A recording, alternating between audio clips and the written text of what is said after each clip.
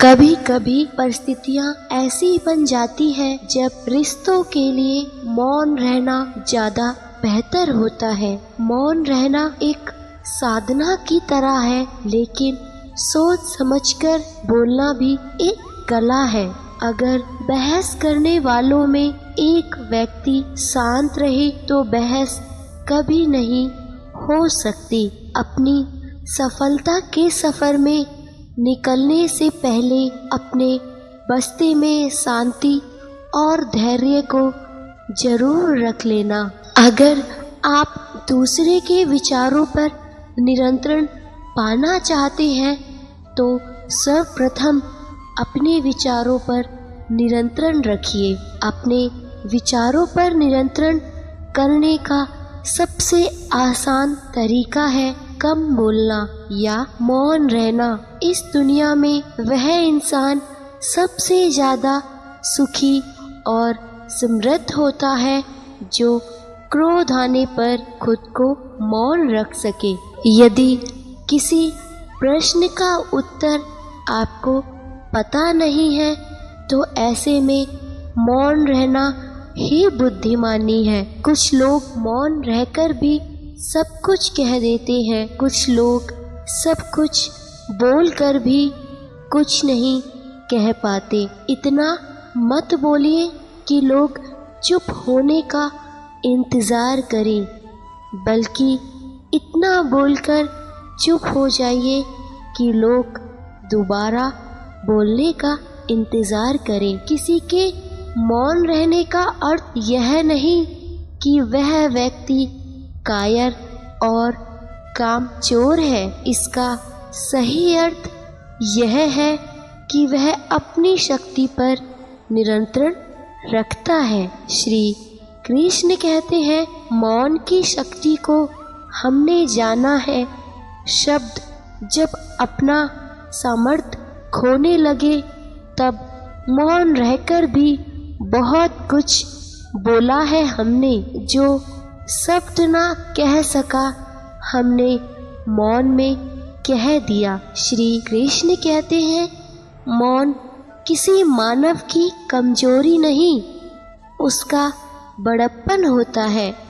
वरना जिसको सहना आता है उसको कहना भी आता है। मौन और मुस्कान दो ऐसी शक्तिशाली हथियार है। मुस्कान से कई तरीके की समस्याओं को हल कर सकते हैं और मौन रहकर कई समस्याओं को दूर रखा जा सकता है। जो तुम्हारे मौन का अर्थ नहीं समझता वह संभवतः तुम्हारे शब्दों का अर्थ भी नहीं समझेगा। अपने कार्य को मौन रहकर करते रहें, क्योंकि खिलाड़ी खेल पर ध्यान देते हैं, बाहर बैठे दर्शकों की टिप्पणी पर नहीं। परिश्रम करने से गरीबी नहीं आती, मौन रहने से झगड़ा नहीं होता, सावधान रहने से भय नहीं रहता। मौन सबसे अच्छा उत्तर है किसी ऐसे व्यक्ति के लिए जो आपके शब्दों को महत्व भी नहीं देता। मौन में वो ताकत है जिसे बोलकर कभी व्यक्त नहीं किया जा सकता। अज्ञान की शक्ति क्रोध है और ज्ञान की शक्ति मौन है। क्रोध मौन सहन नहीं कर सकता। मौन के आगे क्रोध की शक्ति असफल हो जाती है। मौन रहना ही क्रोध को वश करने का सबसे बेहतर उपाय है। ताकत बहुत है मौन रहने में। जरूरी नहीं हर बात समझी जाए सिर्फ कहने में। श्री कृष्ण कहते हैं, मौन सुख का महामंत्र है। मौन में कलह नहीं होती, मौन में आत्म साधना होती है। मौन में महान शक्ति है। मौन में सब दोष नष्ट हो जाते हैं। मौन में संसार का मंथन है, मौन में सभी शास्त्रों का अध्ययन है, मौन में जग जंजाल से मुक्ति है। मौन रहना एक साधना की तरह है, लेकिन सोच समझकर बोलना एक कला है। अपनी सफलता के सफ़र में निकलने से पहले अपने बस्ते में शांति और धैर्य को जरूर रख लेना। बेतुकी बातों का सबसे बेहतर जवाब ना देना है। सवाल का जवाब शांति से मिलता है, बहस करने से जवाब खो जाता है। श्री कृष्ण कहते हैं, शरीर का शोर सुनाई दे जाता है, कभी आराम से बैठकर आत्मा को भी सुन लेना। सही जगह और सही वजह पर बोलना ज़रूरी है, वरना चुप रहना ही बेहतर है। कब और कहाँ मौन रहना है, अगर इंसान यह सीख ले तो उसके जीवन की आधी समस्याएं अपने आप खत्म हो जाएंगी। बहुत से लोग जिंदगी से परेशान होकर मौन का चादर ओढ़ लेते हैं, लेकिन उनके अंदर बहुत ज़्यादा शोर होता है। मौन रहना भी कोई आसान कार्य नहीं है, इसके लिए भी साहस और धैर्य की बड़ी आवश्यकता होती है। जो अपनी जीवा को वश में रखता है वो जीवन भर नियंत्रण रखता है, किंतु जिसका जीवा पर वश नहीं वह नाश को प्राप्त हो जाता है। मौन क्रोध का दमन करने में व्यक्ति की सहायता करता है, उतना अन्य कोई भी नहीं कर सकता।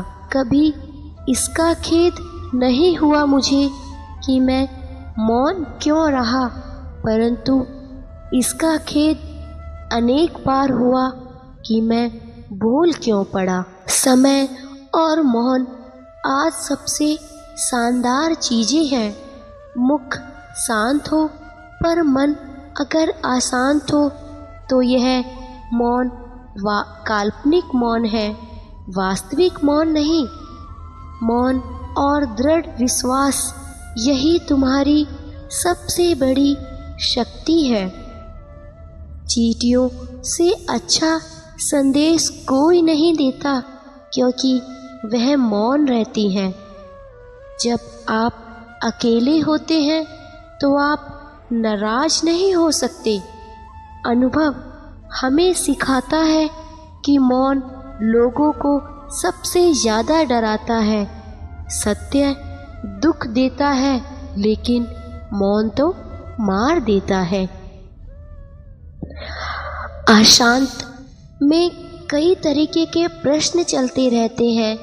जब तक इन प्रश्नों के जवाब नहीं मिल जाते, मन को शांति नहीं मिलती। मन को शांत करने का सबसे सटीक तरीका है मौन धारण करना। इस संबंध में चलिए दोस्तों, हम आपको एक कथा सुनाते हैं। एक दिन गौतम बुद्ध से मिलने एक व्यक्ति पहुंचा। वह व्यक्ति बुद्ध से बोला कि मैं आपसे कुछ प्रश्न पूछना चाहता हूँ, कृपया आप मेरे प्रश्नों के उत्तर दीजिए। बुद्ध ने कहा कि वह व्यक्ति बहुत अशांत लग रहा है। उन्होंने कहा कि मैं तुम्हारे सभी प्रश्नों के उत्तर दे दूंगा, लेकिन तुम्हें 1 साल तक मौन धारण करना होगा। उसके बाद तुम जो भी पूछना चाहते हो पूछ सकते हो। मैं अपनी बात का पक्का हूँ। 1 साल बाद तुम्हें सारे प्रश्नों के उत्तर जरूर मिल जाएंगे। व्यक्ति ने बुद्ध की बात मान ली और मौन व्रत धारण कर लिया। अब वह पूरे समय मौन रहने लगा।